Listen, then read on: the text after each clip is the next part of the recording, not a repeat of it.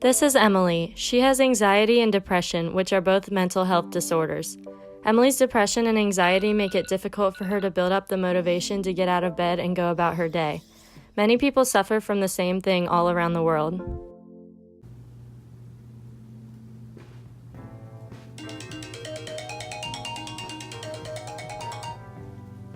Hello? Nothing. Yeah, no, I'm fine. No, I'm fine. I'm busy. Homework? Okay, bye.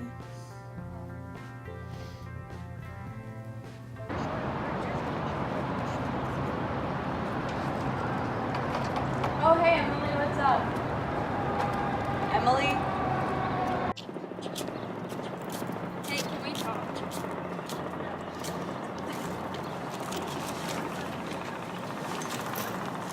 Is everything okay? It's fine. Obviously it's not, though. Because you don't really, want to do anything or leave your room. You just sleep all the time. Well, if you ever have any issues or you don't feel yourself, you can always come to me about it. Thanks. I gotta go to class. Okay. I will talk to you later. Okay. Bye. Lately, Emily has felt sad and alone, but she pushes people away who try to help her, like her friend Sarah. She doesn't know how to properly get the help that she needs. Hi, yeah, I'm just calling to see if you can help with one of my friends. Okay, awesome, yeah. She's been acting super weird lately and never wants to do the stuff that she normally wants to do. And so we've been a little worried about her. We've tried to talk to her, but she doesn't really give us anything, so we thought that maybe if she talked to a professional, that would help more. Okay, yeah. Her phone number is 502-189-3876. Okay, awesome, thank you. Okay, bye. College has health impacts that tend to go unseen, causing students to feel alone while their daily responsibilities are just piling up in front of them. 80% of students feel overwhelmed with their responsibilities, and 40% of students do not speak up when they are feeling symptoms of anxiety or depression.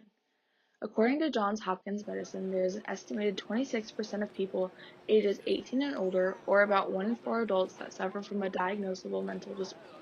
Anxiety and depression in children ages 6 to 17 has risen from 5.4% to 8.4% in just 5 years. Mental health is a serious issue that most people overlook when it comes to children and young adults. Now we ask students from the University of Kentucky what mental health means to them. I would describe mental health as the overall emotional state that somebody's in, and that's taking into account everything that they've been through to get themselves into that position right there. Mental health, at least in my definition, is basically how you're feeling in any given situation on any given day. Basically, if you have good mental health, you love yourself, you love what you do, you're enjoying your life.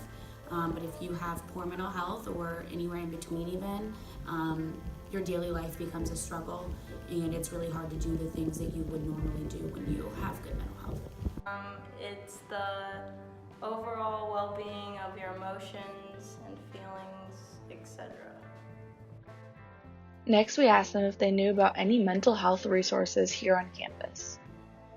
I do know that there are resources on campus that people can use to help themselves, but I do think that students should be more aware. I don't think UK is doing a good enough job of making students aware of these resources that they have available to them. I know that campus has a ton of resources and a ton of people that you can go to, even professors, that if you feel like you're struggling or a friend is struggling, that you can reach out and somebody will in turn reach out to that person or yourself and help in that situation. I know there is UK Campus Wellness. I hope that has to do with mental health. I know there's a lot of counseling services, but I don't know what they're called. And I know the service doggies are cute. Yeah. Finally, we asked them if they have experienced or know someone who has experienced problems with mental health, and if they did, how they acted upon it and how it helped them.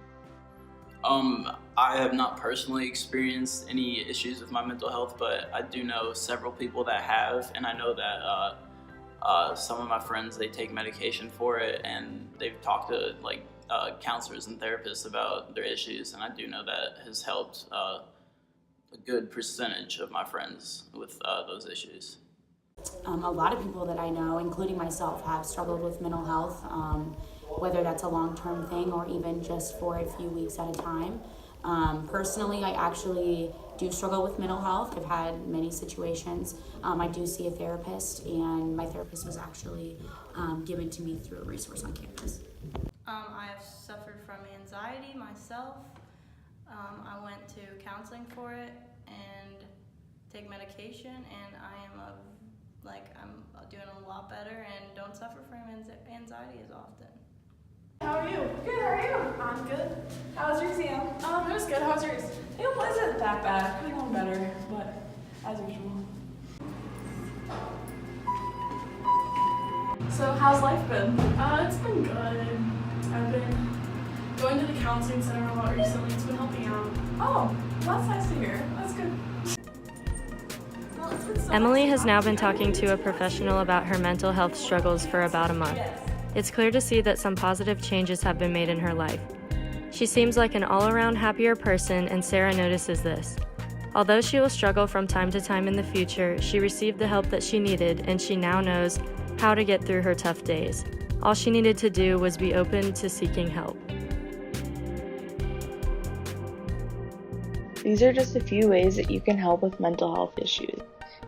If you or someone you love is suffering from a mental health issue, always remember to speak up and end the stigma.